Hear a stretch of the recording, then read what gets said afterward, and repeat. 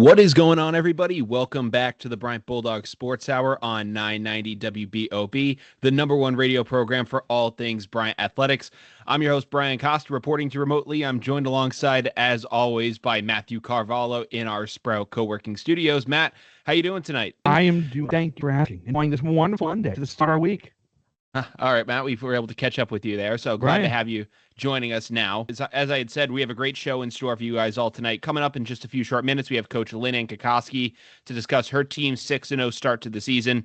Then at 8:30, we'll have on head coach Chris Merritt from the Bryant football team for the final time this season as they wrapped up their regular season against Stony Brook. And then in our final segment of the night, we'll have Muslim Umar from the Bryant men's soccer team to discuss their program's first NCAA tournament win over Seton Hall last night. So it's a great show. I'm glad to be here. It's going to be an exciting episode. So kind of getting into it tonight, I think that, we'll start off with that NCAA tournament win that the Bryant men's soccer team had, last night at Burns Stadium. And, it was a great game to end up seeing. They win 1-0 against Seton Hall. And as we said in the opener, Muslim Umar scored his first goal of the season to lift the 11 seed Bryant Bulldogs to victory and advance them to the next round of the NCAA tournament. They'll play St. Louis this Sunday at 6 p.m. So great game there. Obviously, for Muslim, couldn't have come at a better time. We'll talk to him about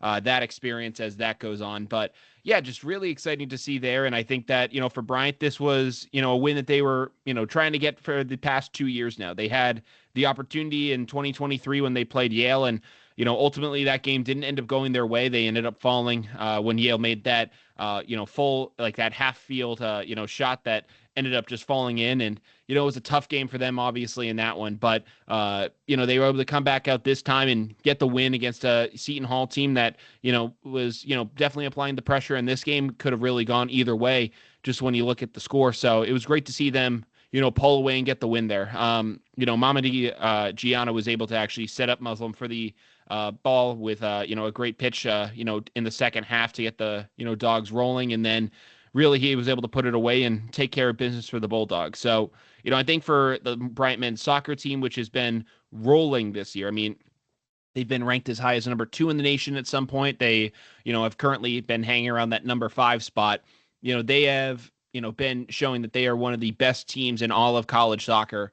And they have been, absolutely incredible this season. So I give them a ton of credit for this win. I give Coach Ruben Resendiz a ton of credit in this one. And, it's just a great game to see. So, looking forward to seeing what they do against St. Louis this weekend. I'm looking forward to everything that's going to come into play with that. But, as we move forward with the, the program and everything with that, it's going to be, this is, where, it's the NCAA tournament. This is finally where the stakes are, set, and they have now a chance to go on a great run like Vermont did last year. And speaking of which, when, keeping with America East news, the Vermont men's soccer team, the defending national champions from a year ago, ended up falling, to Hofstra, and, Vermont was the number 1 seed in that tournament. And it just shows that, in college soccer, there is so much parity. There's so much ability for competition. And it just shows that, you can be the number 1 seed defending champion going into a tournament and you can get knocked off. And it wasn't that it was, just a 1-0 game and,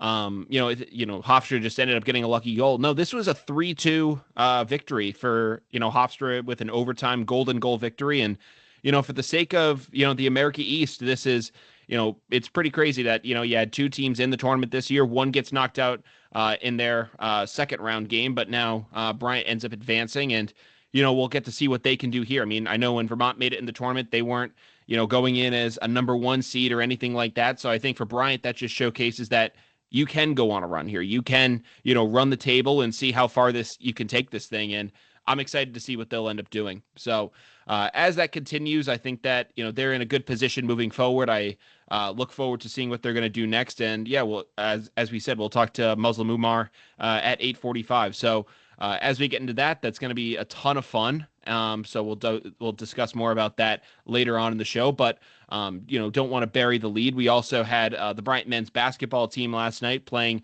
the number 3 ranked UConn Huskies down in Hartford. I know Matt and I were both at that game. I'll just say from my perspective, it was great. I had a chance to, go to an alumni event in nearby Hartford, got to see some friends from my time back in undergrad, which was great. And, there was a, great kitchen that we went to. It was a Trumbull kitchen right there in Hartford. It was a great alumni event. Had over 100 Bryant alumni out supporting the Bulldogs at that one. So it was great to see them in that event. And then, going over to the game, obviously, wasn't the result the Bulldogs hoped for, but I think, when you go up against the number 3 team in the nation, there's, obviously going to be challenges that you face there. But, in the post-game press conference, we heard it from, Coach Jamie and Christian. We heard it from Coach Dan Hurley of the UConn Huskies talking about, his experience and, facing off against this Bryant team tonight.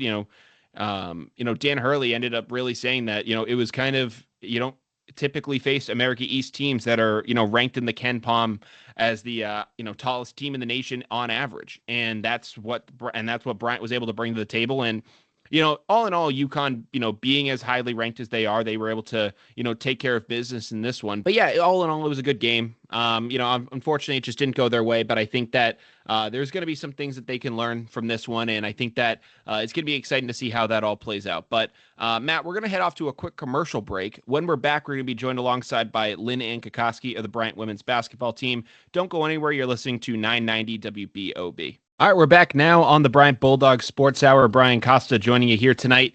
Before we get into our next guest, we just want to say that tonight's guests are brought to you by the Sprout Co-working phone lines. For all your co-working needs, visit sproutcoworking.com. Now on the phone line is head women's basketball coach Lynne-Ann Kokoski. Coach Lynn, how you doing tonight? I'm good, Brian. How are you? Doing great, Coach. Glad to have you joining us here tonight. We'll start off first off. Just it's been an incredible start to the season for you guys, 6-0. Just talk about this recent success for you guys, and we'll just start tonight with some opening thoughts. Yeah, I mean, really proud of this group. It's really been a one day at a time type of mentality. I think it's that's what's really carried us from one practice to the first game to the second game. And so on and so forth. And they've really bought into that. And, really proud. We got a veteran group. So, they understand and they want to win and they play for each other. So that's been really exciting to see. Yeah, absolutely. I think that it's been really awesome to see just, how that has all progressed throughout this year. I think one of the characteristics that we've seen from this team so far has been the fact that you guys have been able to make those in-game adjustments and really have successful, not just second halves, but also some of those fourth quarters. I know that you guys had that 50-point second half against Merrimack that propelled you to the win there. And then, when you look back at the Marist game, you guys had a 28-point fourth quarter that helped, propel you guys to a win there. Just what has been maybe the secret to, those in-game adjustments for you guys and, how you guys have been able to really be so successful there? I think it's really a mindset more than any adjustment. Again, I credit the veteran leadership that we have. We have 2 sixth-year seniors that are both captains, and then I have 3 juniors that are starting that have played major minutes since their freshman year. And I think those guys, are just so determined to win. And, that's really it. And they don't care who gets the credit. And we talk a lot about, contribution versus credit. What's your contribution? And it could be as little as, communicating, which is not a little thing, but, you understand my point. And I think that's what's really helped this entire unit. Yeah, absolutely. I think that, obviously the entire unit has been great, but I think just when you look at some of the individual accomplishments this year, we just saw Nia Scott win Co-America East Player of the Week. She's averaging a double-double right now. She posted her third one of the year in the win over Stonehill. Just, what has impressed you so much with her performance, through these games and just how that maturation process has been for her? Yeah, it's incredible to see where, she started to where she is now. And I still think she has a lot of her best basketball ahead of her. But, she works hard. And basketball truly does reward hard work. And, really her attitude, she comes in every day. I call her dependable. She shows up consistently every single day. She works hard. She's a pleasure to be around. She's a great teammate. It's hard not to cheer for Nia Scott with all the success that, she has and she'll continue to get. And I just think that, again, it's a credit to her hard work and her mindset. But furthermore, just a great teammate and a great person to be around. Absolutely. I mean, she's been leading that unit down low. I know that in the Stonehill game, you guys out-rebounded them 44-30 and really been aggressive on the glass all season long. Just talk about how that mentality has helped you guys, especially in that area of the game, being so Yeah. dominant. Yeah, we know. I mean, that's one of the most important stats in order to help you win a basketball game. And so that's what we talk about all the time, is rebounding. And it's really a huge focus for us. And, I've been a part of some successful programs in my past as well. And it really comes down a lot to rebounding. And that's what we talk about all the time. 100%. And, we've seen it throughout with not just with Nia. We saw Miranda Nyborg tally a season high 8 boards in that one. And Rose Nelson had a season high, 9 points and has been, really effective for you guys too. So it's been a really fun unit to watch. And then, just something that's also really been, really, noticeable with this team has been its depth, whether that's, someone like the starting lineup where you've seen, Mia Mancini kind of, settle back in and find her groove over the past couple of years and has been really successful. Or, you see Martina Boba, getting 12 points in this one, or even when you go back to the Maris game and you see Abby Lindsay post a double-digit scoring effort. Just what has been really, just talk about how valuable that depth has been for you guys. Yeah, that's been, it's a nice luxury to have as a coach. And again, I'll go back to that contribution versus credit. And I think they truly believe, have multiple people that can score. And then one big thing about me is I don't talk about points post game. I don't care who scores on this team. And they know that, I care about rebounds. I care about assists.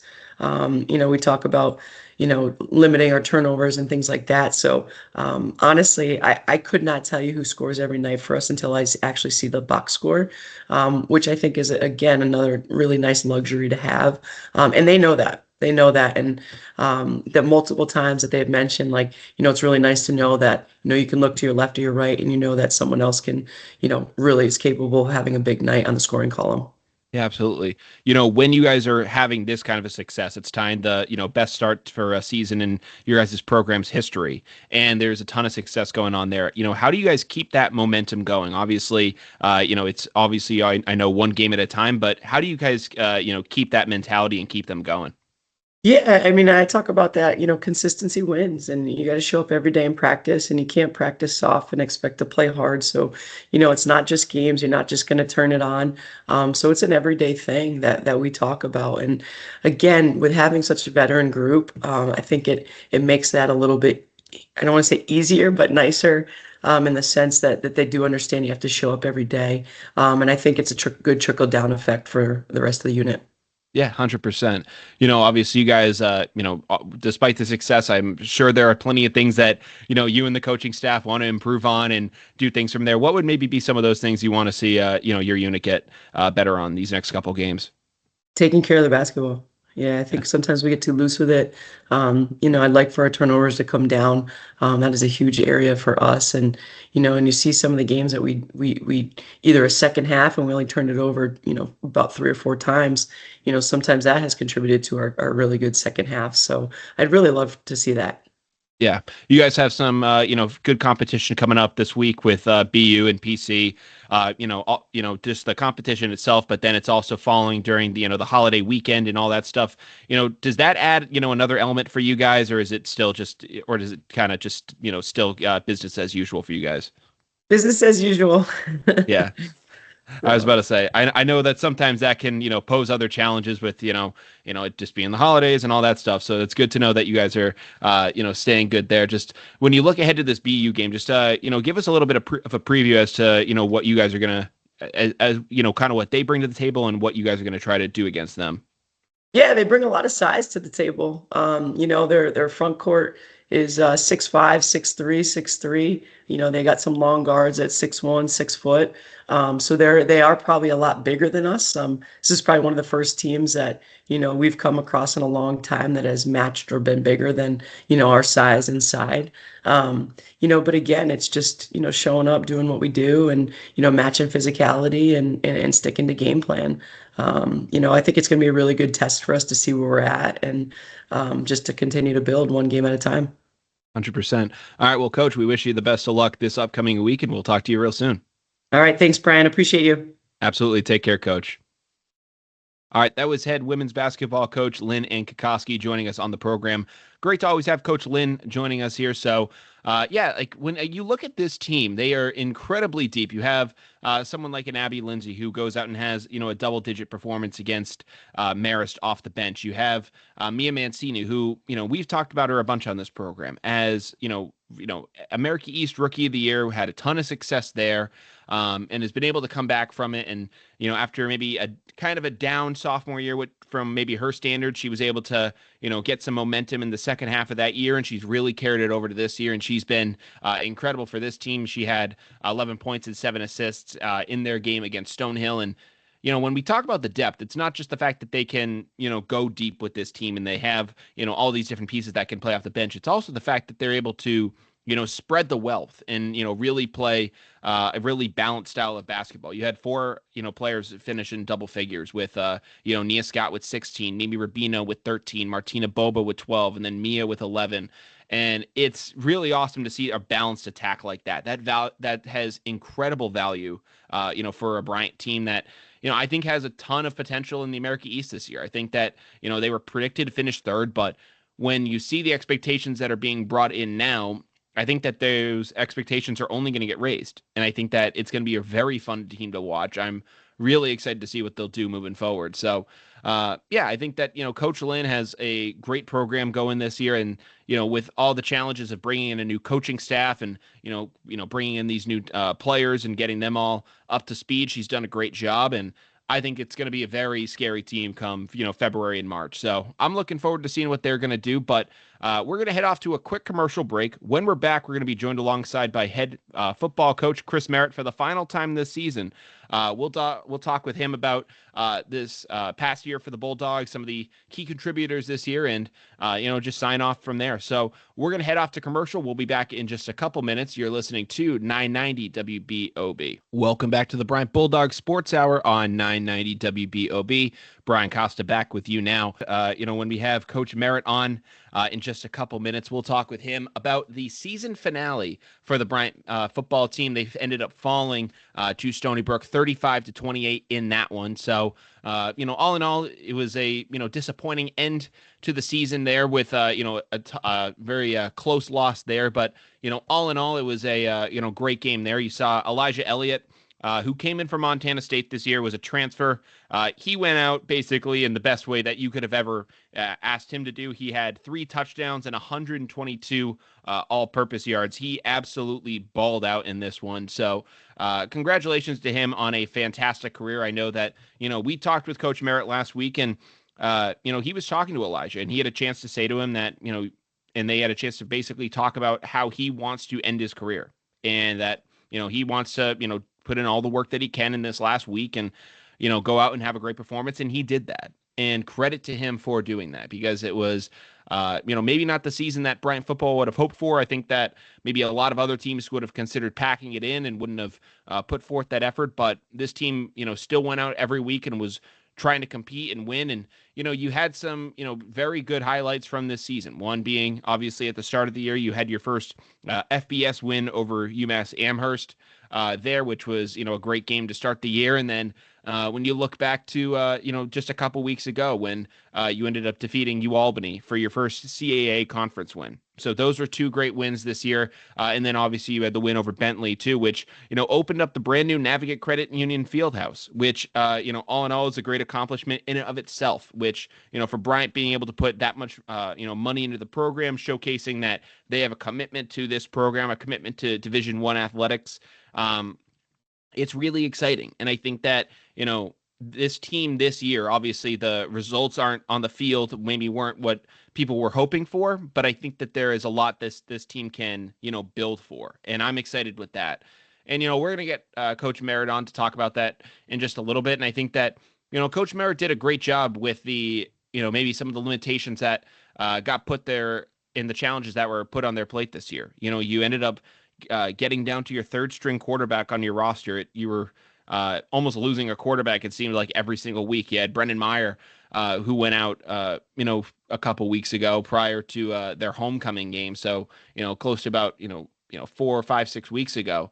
And then they proceed to then turn it around and have and then they proceed to have Jaden Kiefner come in, and they have to retool their entire offense to what he can do because, Brendan Myers, is shifty. He can move around the pocket, but Jaden Kiefner is more of a scrambler type, and they adjusted the offense for him. And then once he goes down, they have to get Ridge Dotricall up to speed with not just being, the starting quarterback, but then readjusting the offense back to what Ridge can do, which was similar to Brendan's talents, but the fact that they were able to do that, and you had someone like Ridge come in that UAlbany game and throw a game-winning touchdown pass and convert 2 critical 4th downs was incredible. And I think that it's very promising for this team, and I'm excited to see what they'll do moving forward.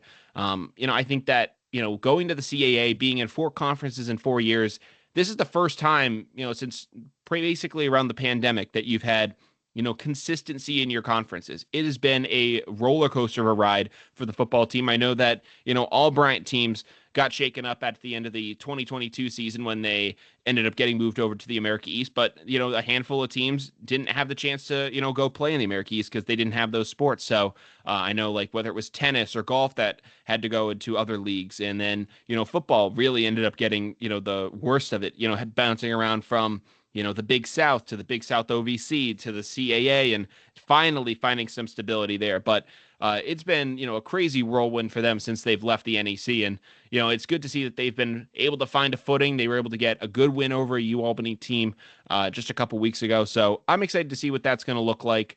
Coach Merritt will join us shortly, and, we'll discuss all that with him. And, again, when you look at this team this year, you had, someone else who we'll talk about as well was Michael Otty, who had a fantastic farewell season for the Bulldogs. In this one, he had his 5th game of 2 plus tackles for loss, and he was just an incredible force this year. And, if you were listening to this program, Coach Merritt really couldn't tell you and always had great things to say about Michael Otty. He was, he would always say that they're a different team when Otty was on the field, and that's incredibly true. So, love to see what he was able to bring to the table. We're going to see if Coach Merritt will join us shortly. I'm going to just personally reach out to him there. If he can't get on, no worries. We'll end up covering for the time. But, yeah, just again, he has been a very special player, Michael Otty has. And there are also some other things with this team this year, I think, that were, pretty critical and pretty special things to see. I think that, one of the questions with this team was going to be the receiving core. You had Landon Ruggieri, who, was able to make it to, NFL camps. He was in camp with the New York Giants. And, he was, basically broke all sorts of receiving records at Bryant.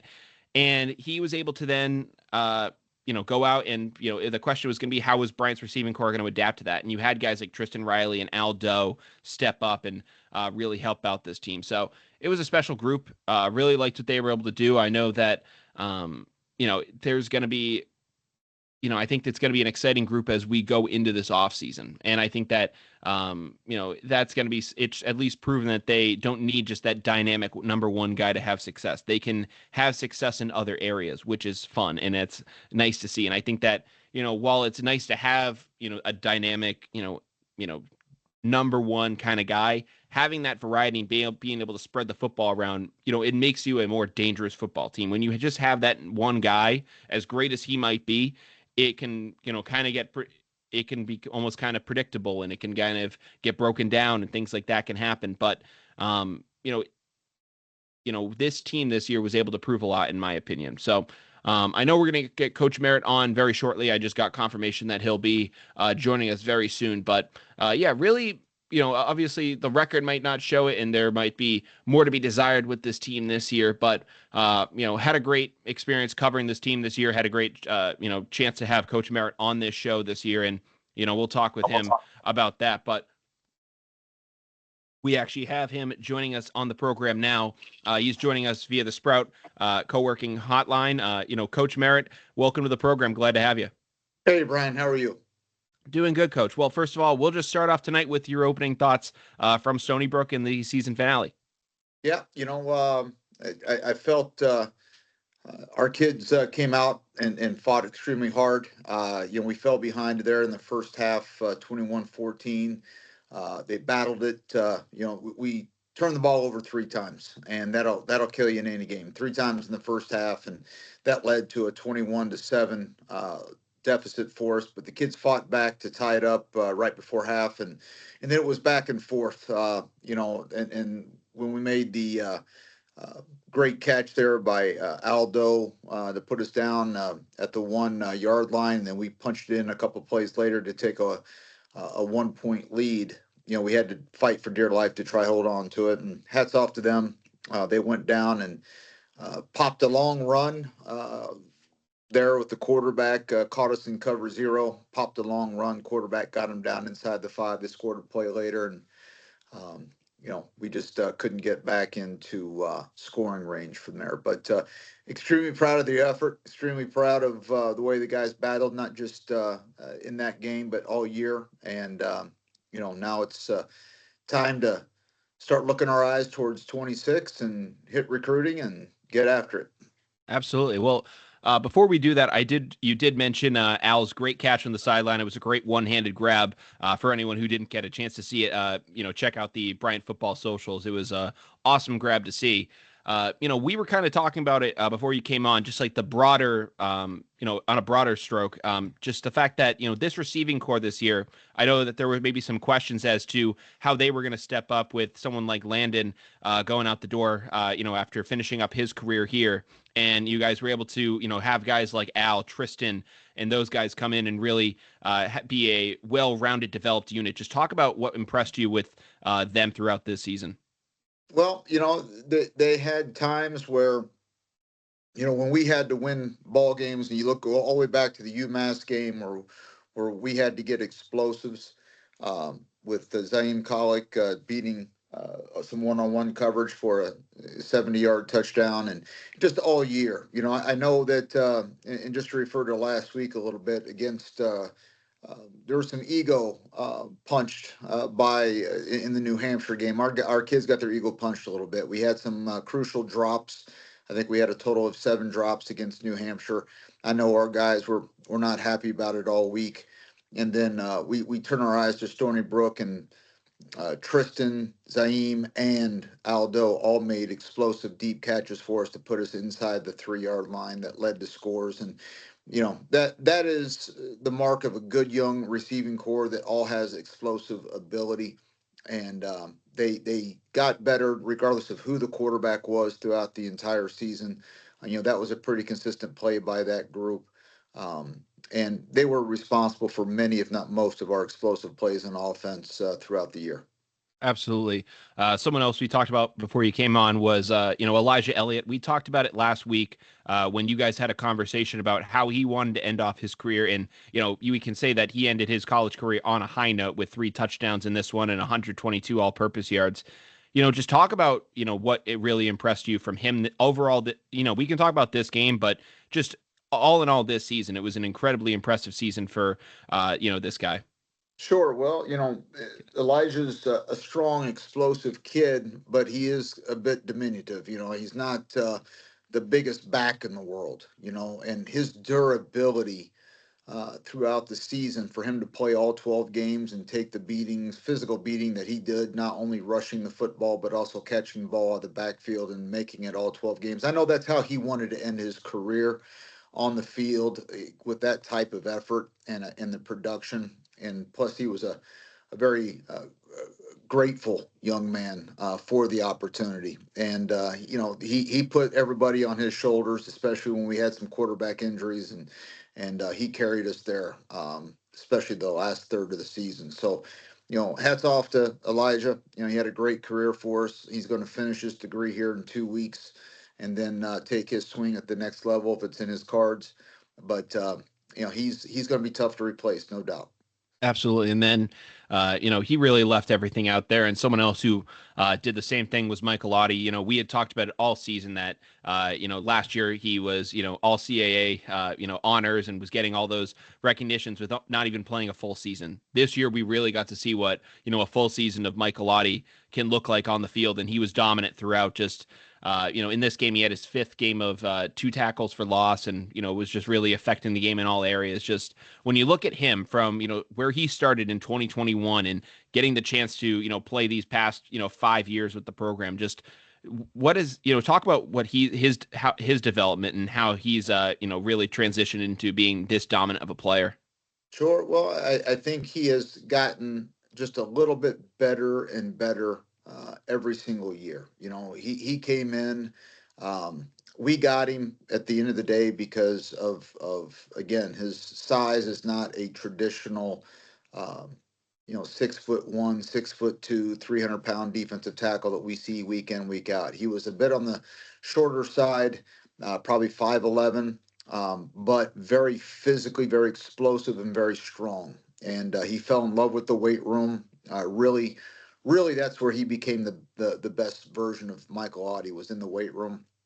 And as he hit his sophomore year, you could tell that, man, the sky was the limit for this kid, and that the way his quickness off the ball just presented so many problems. I kind of equate him to the FCS version of a Donald, the D lineman that just retired there for the Rams, because he was about the same physical size and stature, and he presented a lot of leverage problems for those big 6'4", 6'5" offensive linemen just by getting underneath them with that kind of speed. And it was kind of like I don't know, it was kind of like someone throwing shopping carts at you left and right, and you have to, you can't get underneath that and stop it, and he just was super quick, had great anticipation on snaps. Sometimes he got a little caught jumping off sides, but he was very effective, especially when we stunted him and shot him into gaps,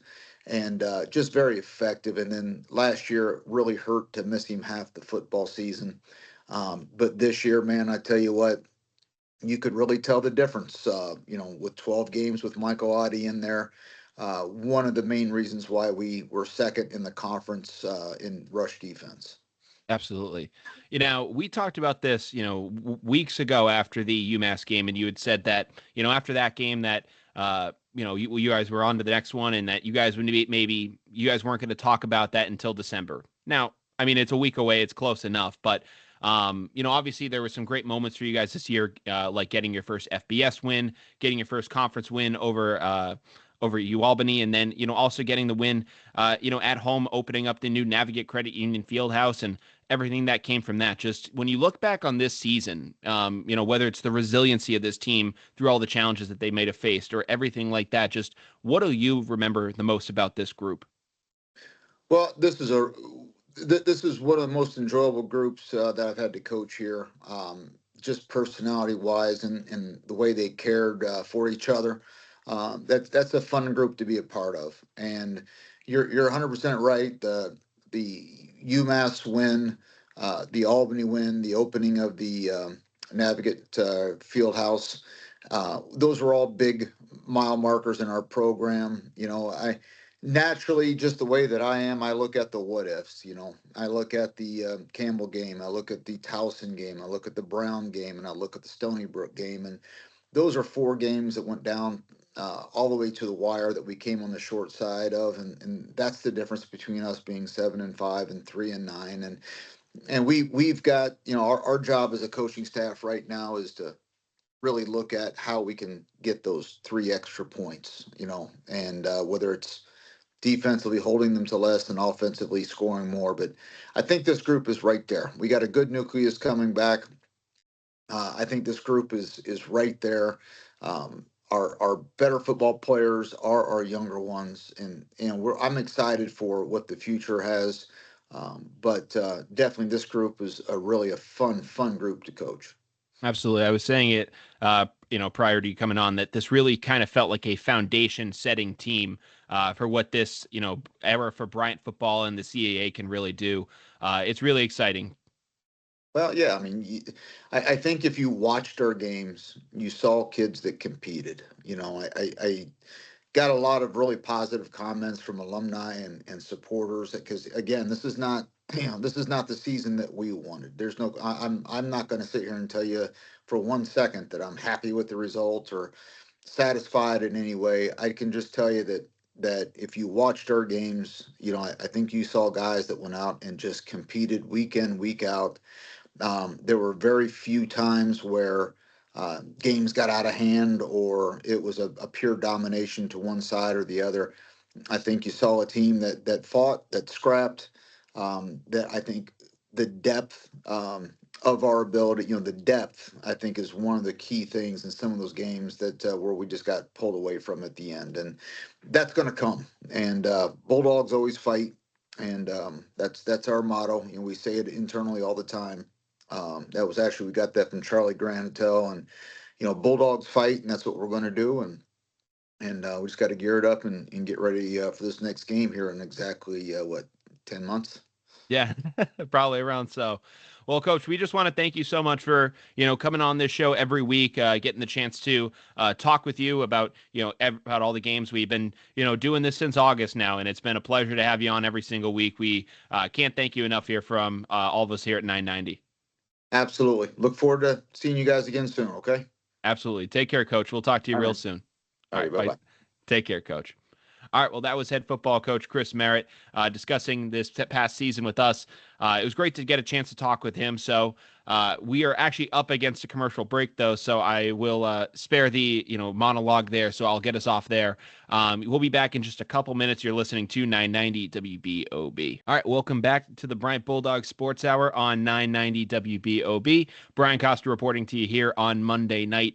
We have our final guest of the evening joining us, but before we do that, we just want to tell you to join the BOB team this winter watching the Bryant Bulldogs at the Chase Athletic Center. Single game tickets are now available online at BryantTickets.com.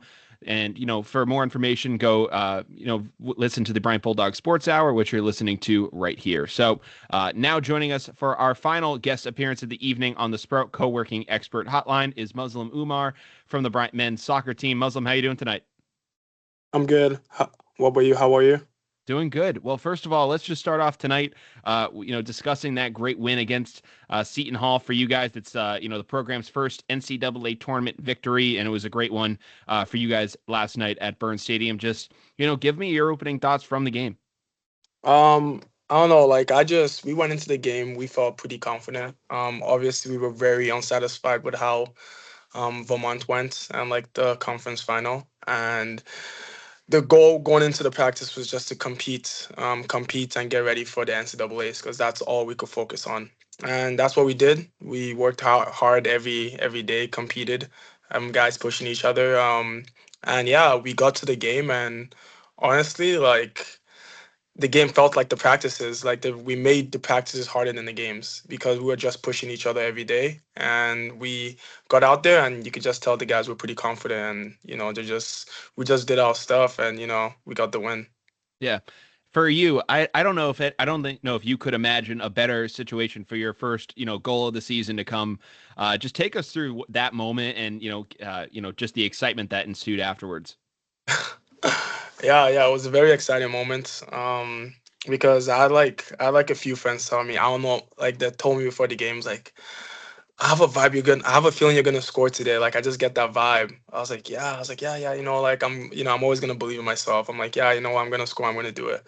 And obviously I get to that moment. I see Mamadi with the ball, and I'm like, okay, this is my chance. I'm gonna take a chance on myself. And he crossed it in, and then after I just headed it.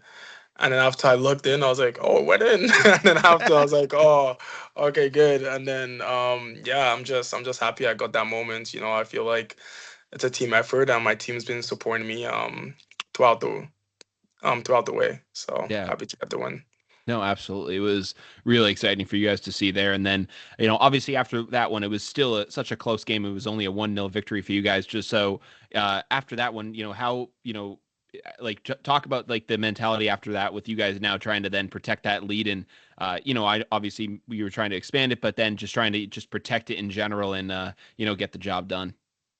Yeah, I feel like when you're up 1-0 in any football match, it's a tough place to be in because the team could easily come back, but I feel like the coaches really prepared us to be in this exact situation. Like you said, during the week, we practice being in this situation, and I felt like the guys when we ended up getting 1-0 up. We knew what we had to do, so it wasn't really a nervous moment for us. It was like, okay, we've practiced this like a few times, so we know what we have to do and our job basically. Absolutely.